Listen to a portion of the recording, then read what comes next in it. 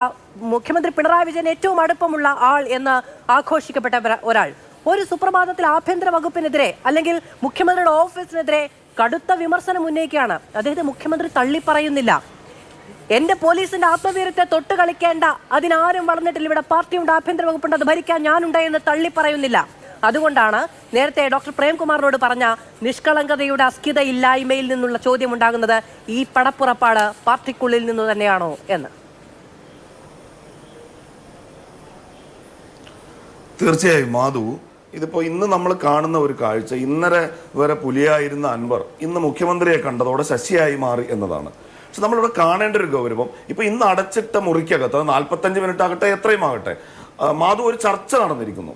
ആ ചർച്ചയ്ക്ക് ശേഷം മാധു തന്നെ ആമുഖത്തിൽ സൂചിപ്പിച്ചതുപോലെ എല്ലാം കോംപ്ലിമെന്റ്സ് ആയിരിക്കുന്നു. പക്ഷെ നമ്മൾ മലയാളിക്ക് പവനായി ശവമായി എന്ന് പറഞ്ഞ് ദുഃഖക്കൈ കൊടുത്തിരിക്കാൻ കഴിയില്ല. കാരണം ഇന്നലെയും ഇന്നും മിനിഞ്ഞാന്നുമായി കേരളം ചർച്ച ചെയ്തിട്ടുള്ള ഈ വിഷയങ്ങൾ, ഇത് PV അൻവർ പറഞ്ഞെടുത്ത് തുടങ്ങിയതോ PV അൻവർ പറഞ്ഞു നിർത്തിയെടുത്ത് അവസാനിക്കുന്നതല്ല. ഇപ്പൊ ഈ ADGPയുടെ പേര് നേരത്തെ ഈ സ്വർണ്ണക്കടത്ത് കേസ് ചർച്ചയായ കാലത്ത് ഷാജ്കിരണുമായി ബന്ധപ്പെട്ടും സ്വപ്നയുമായി ബന്ധപ്പെട്ടൊക്കെ നമ്മൾ ഈ ADGPയുടെ പേര് കേട്ടിട്ടുണ്ട്. അന്ന് അദ്ദേഹത്തെ വിജിലൻസ് ഡയറക്ടർ സ്ഥാനത്ത് നിന്ന് മാറ്റിയിട്ടുണ്ട്. പിന്നീട് P ശശി പൊളിറ്റിക്കൽ സെക്രട്ടറി ആയി വരുന്നതോടെ ഒരു സൂപ്പർ DGP എന്ന നിലക്ക് സംസ്ഥാനത്തെ തന്നെ ഏറ്റവും വലിയ പവർഫുൾ ആയ ഒരു ഓഫീസറായി അദ്ദേഹം മടങ്ങി വരുന്നു. അതിനുശേഷം അദ്ദേഹം എന്താണ് ചെയ്തുകൊണ്ടിരുന്നത് എന്ന് താങ്കൾ തന്നെ സൂചിപ്പിച്ച സൈബർ സുൽത്താനായ, ഇടതുപക്ഷത്തിന് നിരുപാധിക പിന്തുണ കൊടുക്കുന്ന, മരണം വരെ ഞാൻ ചെങ്കൊടിത്തണൽ ഉണ്ടാകും എന്ന് ആവർത്തിച്ച് പറഞ്ഞുറപ്പിക്കുന്ന PV അൻവർ പറയണം എന്താണ്, ഇയാൾ കൊല്ലിച്ചിട്ടുണ്ട്. തൊട്ടടുത്ത് ഉപയോഗിച്ച വാക്ക് മാധു ശ്രദ്ധിക്കണം. ഞാൻ ഉത്തരവാദിത്വ ബോധത്തോടു കൂടി പറയാണ്, ഇതിൽ അന്തരീക്ഷത്തിൽ ഇല്ലാതാവില്ല എന്ന് എനിക്കറിയാം.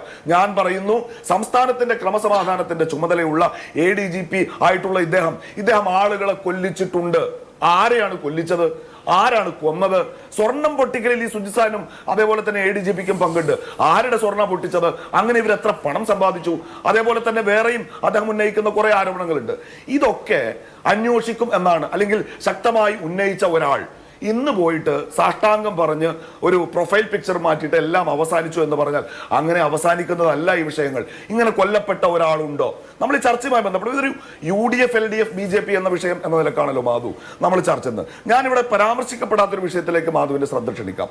ഇതുമായി ബന്ധപ്പെട്ട് 2-3 ദിവസം നടന്നിട്ടുള്ള ചാനൽ ചർച്ചകളിൽ വന്ന ഒരു രാഷ്ട്രീയത്തിലും പെടാത്ത കുറെ മനുഷ്യരുണ്ട്. താനൂരിലെ ആ കസ്റ്റഡി കൊലപാതകത്തിൽ കൊല്ലപ്പെട്ട ജിഫ്രി എന്ന് പറയുന്ന ആ ചെറുപ്പക്കാരന്റെ കുടുംബം, കോഴിക്കോട് നിന്ന് കാണാനായിട്ടുള്ള മാമി എന്ന് വിളിക്കുന്ന അബ്ദുറഹ്മാൻ ആട്ടൂരാൻ എന്നോ പേരോ മറ്റുള്ള വ്യവസായിയുടെ കുടുംബം. പിന്നെ ഇന്നലെ തന്നെ അൻവർ കേരളത്തിൽ ഒരു മാധ്യമത്തോട് പറയുന്നത് കേട്ടു, പത്തപ്പിരിയത്ത് ഈ സുജിത് ദാസിന്റെ പീഡനത്തിനിരയായി ഒരു പോലീസ് ഓഫീസർ ആത്മഹത്യ ചെയ്തിട്ടുണ്ട് എന്ന് പറയുന്നു. ഇന്നിപ്പോ കേട്ടത് ഈ അഭികേൽ സാറയുടെ പിതാവിന് ഈ അജിത് കുമാറുമായി ബന്ധപ്പെട്ട ചില പരാതികളുണ്ട്.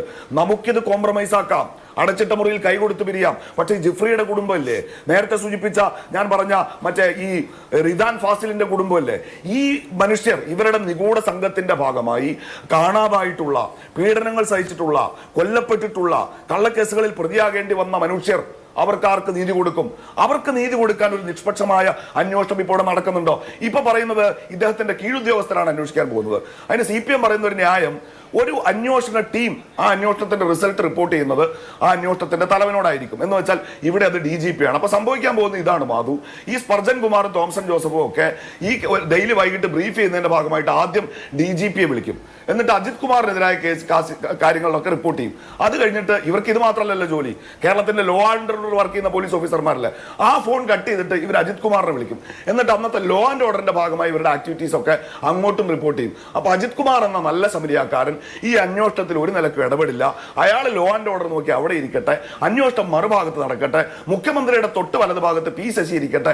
ഇതെല്ലാം കണ്ട് നമ്മൾ കുറെ പേർ വിഡ്ഢികളായി ഇതെല്ലാം ഭദ്രമാണ്, കേരളത്തിന്റെ മുഖ്യമന്ത്രിയുടെ ആഭ്യന്തരമന്ത്രിയുടെ കൈകളിൽ കേരളത്തിന്റെ ലോ ആൻഡ് ഓർഡർ ഭദ്രമാണെന്ന് വിശ്വസിച്ച് കിടന്നുറങ്ങുക എന്ന് പറഞ്ഞാൽ സഹയാത്രികർക്ക് ഒരുപക്ഷെ അത് സ്വീകാര്യമാവും. കേരളത്തിന്റെ പൊതു സമൂഹത്തിന് സ്വീകാര്യമില്ല.